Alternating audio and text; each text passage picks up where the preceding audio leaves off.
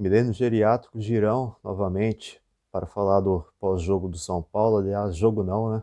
Aquele show de horrores que tivemos ontem no Morumbis.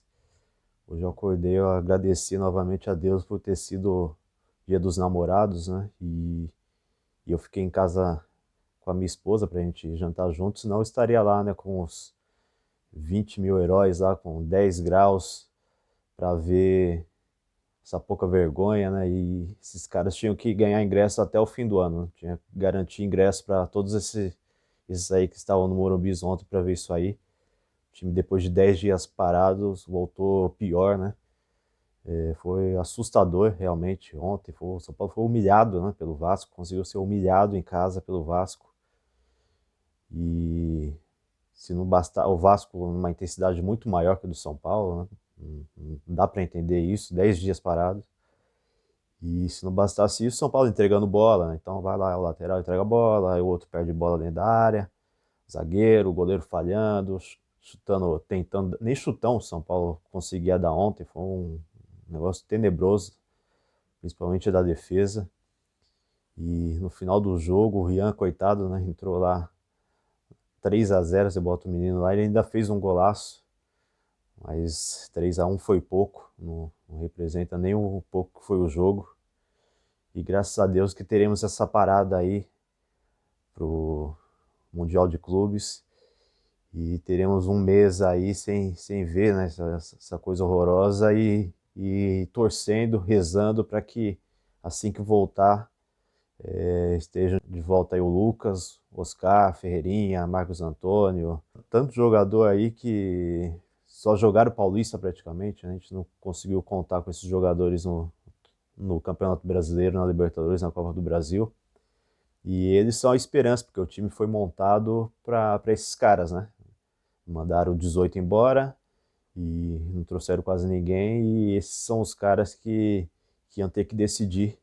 E, e sem eles não dá para brigar por nada, assim, é brigar para não cair até o fim do campeonato. Então a gente precisa urgentemente que todos esses caras voltem. Em relação ao treinador, eu que geralmente eu não ataco o treinador logo de cara, né? Eu sempre coloco diretoria e jogador na frente, né? Em toda a fase ruim que o time passa. Mas se tem uma coisa que não dá para defender, é o único momento assim que eu não consigo defender treinador, é quando o time corre o risco de rebaixamento, né? Aí realmente não tem o que fazer, como foi no caso do Crespo, que era um treinador que tinha acabado de ser campeão, tirou a gente da fila, a gente é muito grato por isso, mas ele chegou no momento que o risco do rebaixamento era muito grande. Você começa a sentir aquele medo, o torcedor sabe, né? Quando tá com aquelas chances reais de rebaixamento, você começa a sentir pavor, né? E era o que a gente já estava acontecendo, porque faltavam 12 jogos e o time não conseguia sair lá de baixo. Dessa vez a gente está ainda na parte, não digo inicial, mas na metade para o final do primeiro turno, 12 jogos, né?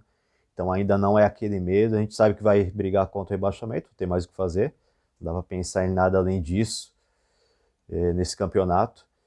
E mas eu acredito que eu não posso me contradizer. Eu entendi que esse ano é o ano de cortar gastos, porque não dá para não tem como viver mais como o São Paulo vinha fazendo, como faz o Corinthians, Atlético Mineiro, não se sustenta isso. Uma hora a conta chega e chega pesado, então tem que ter aquele ano que tem que mudar mesmo. Eu entendi que esse ano é de cortar gastos, de não correr susto no brasileiro e tentar alguma coisa na Copa, nas Copas, né, na Libertadores e na Copa do Brasil, dependendo muito do time titular, né, o time foi montado para Lucas, Oscar, esses caras decidirem, e eles não jogam, né, só jogaram o Campeonato Paulista, muito pouco assim, Brasileiro, Libertadores, Copa do Brasil. E a esperança é a esperança da diretoria e a minha também é que quando esses caras voltar, espero que volte, né? Daqui um mês, ainda bem que teve essa parada aí pro Mundial.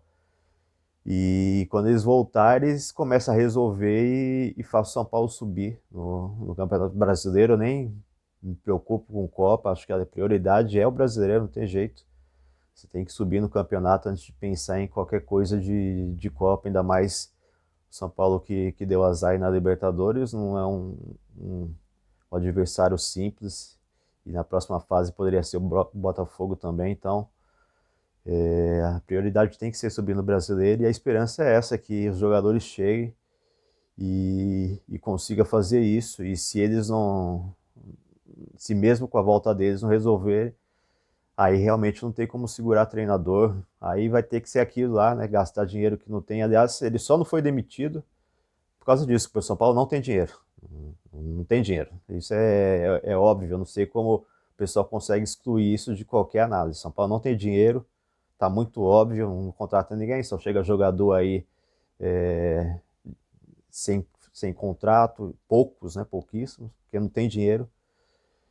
E a intenção é essa, que o São Paulo consiga pelo menos se manter e tentar alguma coisa nas Copas. Aí no ano que vem, com talvez outro orçamento, pensar em alguma coisa diferente. Mas só não foi demitido porque o São Paulo não tem dinheiro. A gente sabe como funciona o futebol brasileiro, o modus operandi dos dirigentes. São Paulo não foge da regra.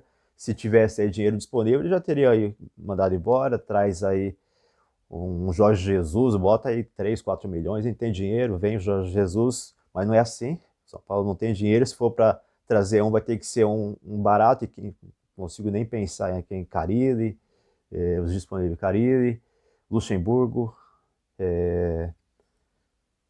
Tite não vem, nem o Corinthians aceitou, e também é um patamar acima, então não tem treinador barato.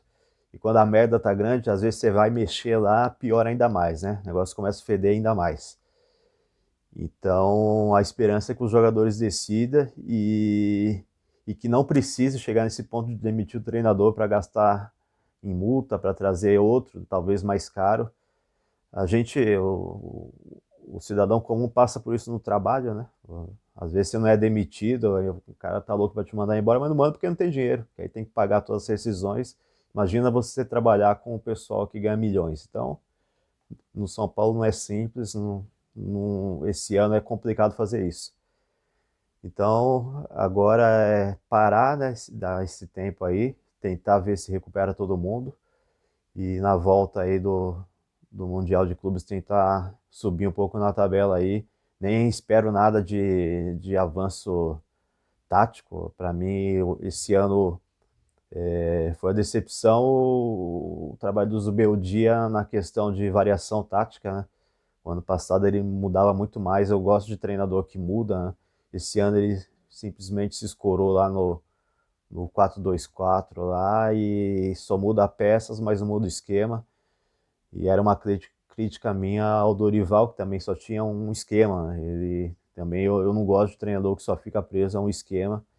Esse ano o Zubeldia tá desse jeito, então eu não espero nada assim tático, talvez com a volta dos jogadores dê para mudar alguma coisa, mas minha esperança é eles decidirem por conta própria mesmo, Lucas, Oscar, Ferreirinha, esses caras que são importantes aí para por conta deles mesmo tentar fazer o time melhorar. A esperança é essa, e vamos ver, né? Depois aí da Copa do Mundo que vai rolar. Mas não importa o que acontecer, estaremos lá no próximo jogo do Morumbi, que aí não tem mais Dia dos Namorados, estarei lá. E é o que a gente pode fazer, ajudar dessa maneira. Então, vamos São Paulo.